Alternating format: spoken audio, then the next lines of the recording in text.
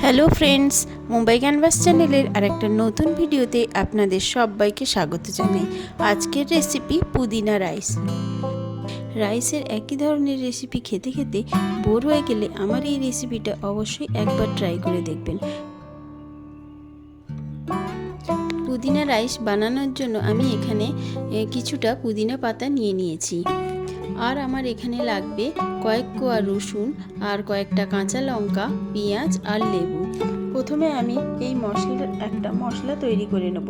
তার জন্য আমি মিক্সিং জারে পুদিনা পাতা দিয়ে দিলাম আর তার সাথে আমি দিয়ে দেব কাঁচা লঙ্কা আর রসুন। ঝাল আপনারা আপনাদের পছন্দ মতো বুঝে কাঁচা লঙ্কা অ্যাড করবেন।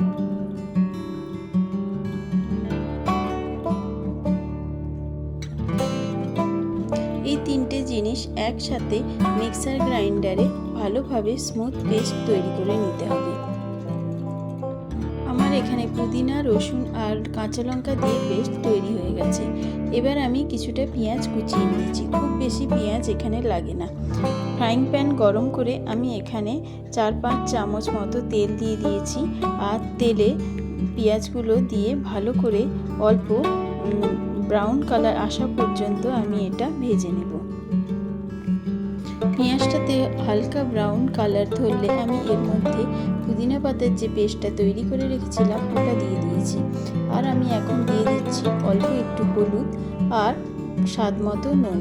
এটা দিয়ে ভালো করে এটা কষিয়ে নিতে হবে। একদম জল শুকিয়ে এলে আগে থেকে তৈরি করে রাখা বাসমতি চালের ভাত বা যে চালের ভাত আপনারা খান সেই চালের ভাত আগে থেকে তৈরি করে ঠান্ডা করে নিয়ে মিশিয়ে দিতে হবে। ভাতটা ভালোভাবে এই মশলার সঙ্গে মিশিয়ে নিতে হবে। একদম হালকা হাতে ধীরে ধীরে পুরো ভাতটা মশলার সাথে যেন ভালোভাবে মিশে যায়। আপনারা যদি এটা একটু মিষ্টি খেতে চান তাহলে 2-4 দানা চিনি এখানে মেশানো যেতে পারে, কিন্তু এটা একটু ঝালঝালই ভালো লাগে। আমি এখন এখানে মিশিয়ে দিলাম কিছুটা লেবুর রস। লেবুর রস আপনারা আপনাদের যতটা টক খেতে পছন্দ করেন সেই অনুযায়ী মেশাবেন। এইভাবেই খুব সহজে বাড়িতে বানিয়ে নিতে পারবেন পুদিনা রাইস। রেসিপি কেমন লাগলো অবশ্যই কমেন্ট করে জানাবেন। ভালো লাগলে একটা লাইক, শেয়ার আর সাবস্ক্রাইব করে আমার পাশে থাকার অনুরোধ রইল।